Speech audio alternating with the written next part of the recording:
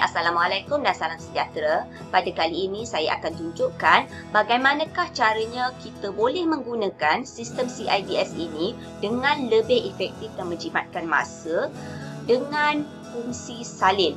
Okey, sama ada kita nak salin sesuatu RPH yang kita ajar pada subjek dan tingkatan yang sama kepada tingkatan yang lain, ataupun kita nak menyalin keseluruhan RPH pada minggu tersebut kepada minggu hadapan. So saya akan tunjukkan yang pertama, iaitu cara kita untuk menyalin subjek dan juga tingkatan yang sama kita nak salin pada tingkatan yang lain. Okay. Contohnya saya akan pilih satu RPH ni lah. Okey. Okey, tingkatan 3 asas sains komputer. Contohnya yang inilah. Ni ada 2 kelas, 3A1 dan juga 3 Elite. Contohnya, saya ada satu lagi kelas iaitu 3A2 dan saya mengajar subjek yang sama. Okey, juga kita dah sampai objektif yang samalah. Tapi kalau objektif yang berbeza sikit pun tak apa, kita boleh ubah. Tapi kita boleh menjimatkan masa dengan fungsi salin ni sebab kita dah tak payah nak buat langkah pengajaran ataupun kita boleh tambah je sikit-sikit. Okey, so kita buka lah yang ni, yang kita nak salin ni, main dia ni. Okey, contohnya yang ini, 3 Elite punya ni adalah yang kita dah siapkan awal-awal. Okey, so untuk kelas-kelas yang lain, subjek yang sama, tingkatan yang sama, tak payahlah kita buat satu-satu kan. So kita salin lah, contohnya saya nak salin untuk tingkatan 3A2 contohnya. So, kita pergi, kita buka dulu. Lepas tu kita sunting RPH ini. Kita kena klik sunting RPH. Okey, bila dah sunting, kita klik kelas mana yang kita nak salin. Okey, mana kelas mana? Contoh, kita nak salin di kelas 3A2. So, kita klik lah kelas 3A2. Okey. Bila kelas 3A2 tu? Subjek yang sama lah, pastikan subjek yang sama. So, bila contohnya kelas 3A2 ni dia tidak berlaku pada 9 hari bulan. Mungkin pada minggu tu juga, tapi pada 12 hari bulan contoh. So, kita pilih. Contohnya kelas 3A2, tidak objektif yang kita nak sampaikan tu mungkin tak sampai 3 lah. Mungkin dia agak sederhana dan kita tak boleh nak sampai 2 objektif kita nak sasarkan. So, kita hanya pilih satu saja. Contohlah, contoh. Kalau kedua-duanya nak guna dua-dua pun tak apa kan. Kita ikutlah. Kita lebih tahu pelajar-pelajar kita bagaimana. So, kat sini langkah pengajaran dia. Sama ada kita nak ubah, nak tukar link yang lain, nak tukar gambar yang lain, ubah je sikit-sikit. Okay, ayat tu tak payah kita nak karang lagi, nak buat lagi kan. Yang dekat sini pun dah jimat masa. Okay. Dan juga refleksi ni pun dia bergantunglah pada kelas kita. So, bila kita dah pilih dan kita nak pilih yang mana kan, so kita terus salin RPH. Okey, kita tengok kat mana hasilnya. Okey, di sini. Ni yang kita dah salin. Okey, ni kita dah salin Okay. Kalaulah ada perubahan, ada benda yang kita rasa tak sama dengan kelas yang mula-mula kita salin tadi, so kita edit sajalah. Kita sunting RPH tadi. Kita sunting, kita ubahlah. Contohnya mungkin kelas ini kita menggunakan bahan bantu mengajar yang lain. So kita klik saja dan kita edit apa yang perlu.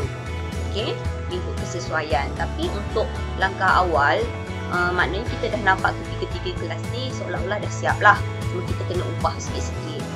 Okey, itu untuk menyalin subjek. Okey, saya akan hapus balik lah sebab ni saya hanya tunjuk contoh saja. So kita hapuslah benda yang kita tak mahu ni. Ini sebagai tunjuk saja sebab ini saya gunakan pada RPH sebenar saya. Okey. So, bagaimanakah caranya? Contohlah ya. Kita nak salin keseluruhan minggu tersebut pada minggu yang akan datang. Contohnya, saya tunjukkan ya. Okey, ini adalah rancangan pengajaran saya pada minggu lepas, iaitu minggu 46. Saya akan tunjukkan bagaimanakah kita nak salin keseluruhan RPH dan juga MIW pada minggu tersebut. Contohnya kita mungkin banyak cuti kan. Kita dah buat pada minggu tersebut banyak cuti ataupun ada objektif-objektif yang tidak tercapai. Ataupun sebenarnya dah tercapai, tapi kita nak kita nak memudahkan dari segi langkah pengajaran, mungkin dari segi BBM kita tak perlu klik banyak tempat kan, kita boleh je salin. Okey, kita boleh salin keseluruhan pada minggu tersebut. Okey, pada minggu 46 saya nak salin pada minggu 47. Okey, tak payahlah buat satu-satu kita klik masuk, sunting, salin, tak perlu. So kita nak salin kedua-dua tingkatan ni, so kita klik je salin dekat sini. Okey, salin. Okey, nama rekod baru. So kita nak salin pada minggu yang ke-47. Ubah je nama. Okey, minggu ke-47 tu dia punya tarikh mestilah berbeza kan. So di minggu yang ini 16 hari bulan 11 ni sehingga 20 hari bulan 11. So salin. Okey, tutup. So kita tengoklah apa yang terjadi. Okey, mana dia rekod yang saya salin tadi? Okey, ni. Ini adalah rekod keseluruhan yang saya salin pada minggu lepas dan saya telah salin dengan menggunakan nama yang barulah pada minggu tersebut. Sebab tu pentingnya nama rekod ini kita faham dan kita buat dengan lebih tersusunlah mengikut nama minggu dan sebagainya. Okey, so dah salin tapi dekat sini masih menggunakan tarikh yang lama. Okey, salin tak semestinya kita biarlah. So selepas salin kita edit lah balik kan. Jadi mudahlah kerja kita, tak perlulah kita nak klik media pembelajaran, langkah pengajaran, dah jimat masa kita dekat situ. So bila kita nak edit, okey, sama ada kita nak edit MIW ataupun RPH. Kadang-kadang MIW kita dah letak banyak topik sekali kan. So kita edit saja RPH.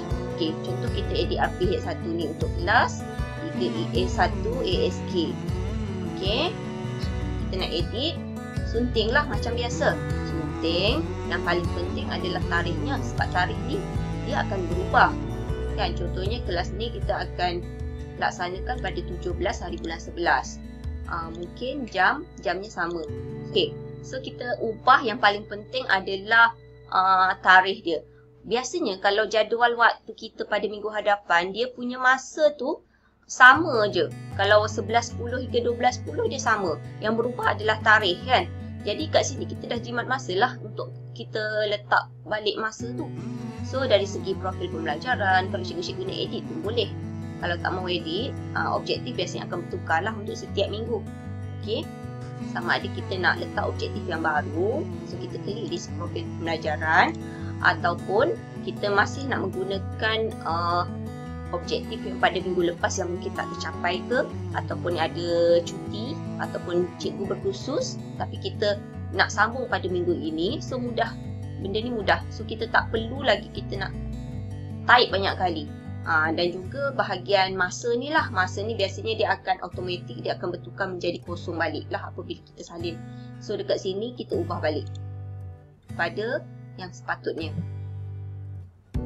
Okey, kalau benda yang sama, contohnya itu ditangguhkan kerana cuti ataupun guru berkhusus, biasanya dia akan ditangguhkan kan. So bila ditangguhkan, langkah pengajarannya adalah sama. Jadi kita tak payahlah nak buat banyak kali. So kita salin saja. Tetapi kalau misalnya memang pada minggu lepas pengajaran itu berlaku dan kita nak ubah dari segi objektif, langkah pengajaran, link-link ataupun bahan-bahan yang kita gunakan, kita just tukar saja di sini. Tukar sikit-sikit saja. Okey? So dia lebih mudah lah sebab kita tak perlu lagi nak isi pelbagai benda yang kita sepatutnya isi apabila kita mencipta RPH yang baru. Okey, itulah fungsi salin. Dua fungsi salin yang saya telah tunjukkan pada kali ini. Semoga ia dapat membantu cikgu-cikgu menyediakan RPH dengan lebih gembira, dengan lebih senang hati dan juga lebih menjimatkan masa menggunakan sistem CIDS ini. Sekian, terima kasih.